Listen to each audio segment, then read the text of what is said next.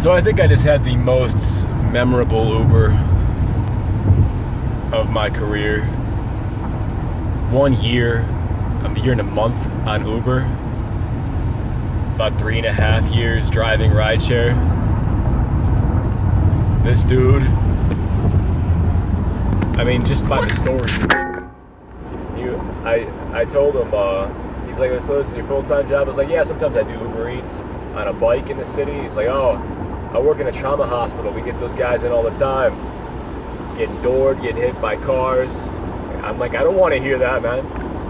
So, he told me a lot of stories about working in a trauma hospital. He was an active shooter. He was,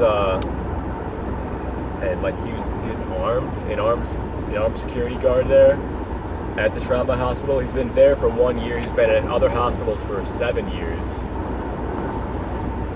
This guy was telling me that people will spit on him, people will bite him, legit bite them, for a variety of reasons. Like if someone's kid, like if you were a father or a mother and your kid got hit by a car or something traumatic happened to them and they were in the hospital, while the surgery is happening, or when they're in the trauma center, no one else is allowed to go in there. So parents will fight the guards to get in to see their child, understandably, but the guards' job is to keep them out of the trauma center. He also stated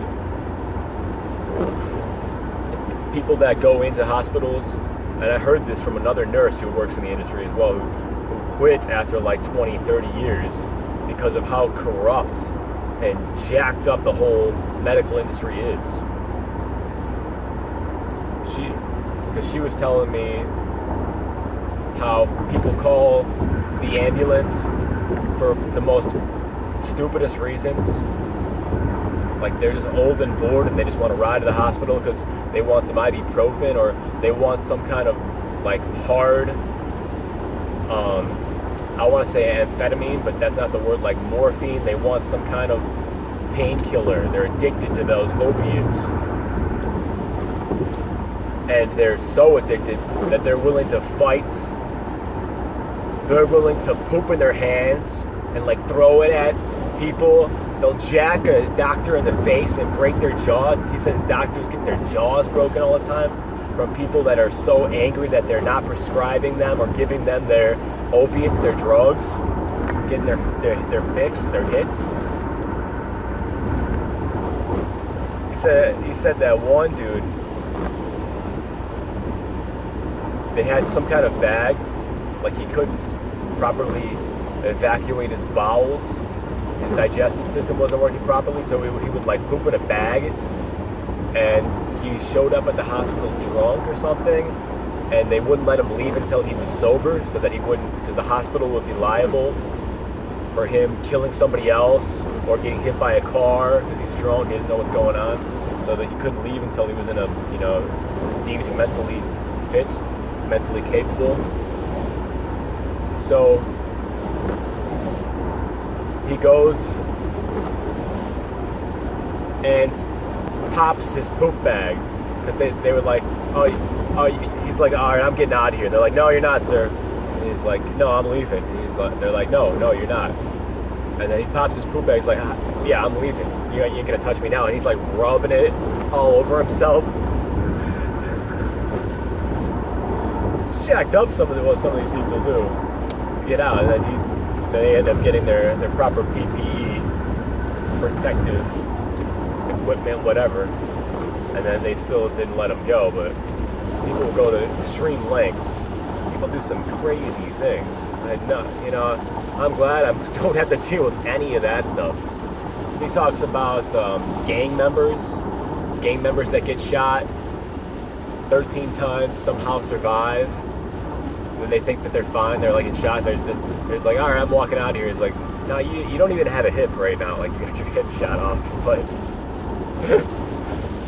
but how one gang member will be shot, go to the hospital, and then an opposing gang member will be shot and go to the hospital, and then their gang meet at the hospital and they start shooting each other in the hospital.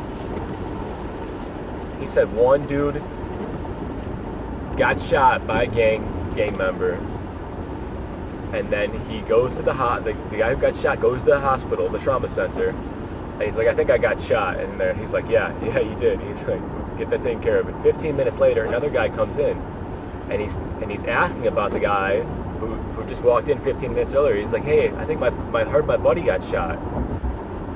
And then he's like, okay. 15 minutes later, he calls the police. Later on, he finds out that guy was the guy who shot him, and he was going to find out if he was going to survive or not. And if he was still going to survive, he was going to go in his car, get his gun, and shoot him in the hospital, or make sure he was going to die. Some people are out to just kill, straight up vengeance. That's insane, man. One story, he said that he was a motorcycle driver, super drunk, flying down the highway. He said those guys die all the time. You know, booking at 120, they won't survive no matter what kind of helmet they got. He said one dude, somehow he cracked his skull open. He was super drunk and he was laughing. He was like, his whole face was like cut in half. He was bleeding all over the place. He didn't even know how he was like still coherent, but he's like laughing. And then basically the people were they were asking him like his last questions, like what, because he didn't have his ID on him, so they were just like, you know, what's your name? You know, who should we contact who should we call to tell about this? And he was like, Uber Eats. His last dying words about who he should contact, not his mom, Uber Eats. Outrageous. I cannot believe it. Like some of these stories were just off the wall, absurd.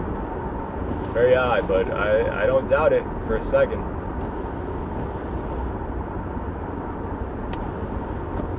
But I think that's pretty much all the stories he shared with me. I had to document some of these experiences on Uber just because, like, I'll forget them if I don't document them right away. People ask me, what's the craziest thing that's happened in Uber? And I'm just driving like, I don't know, man. I'm just driving right now. Focus on the road. I'm not thinking about the crazy stories right now.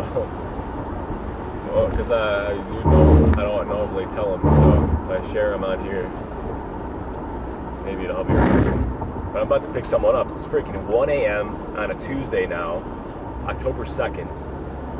I dropped this guy off in like, I don't even know, Rolling Meadows. And then I get a request at O'Hare to pick this guy up at O'Hare.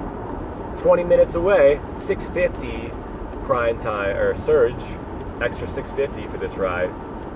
Like, wow, this guy really needs a ride from O'Hare. It's landing at 1 a.m. It was storming like crazy earlier, so maybe that's delayed the flight.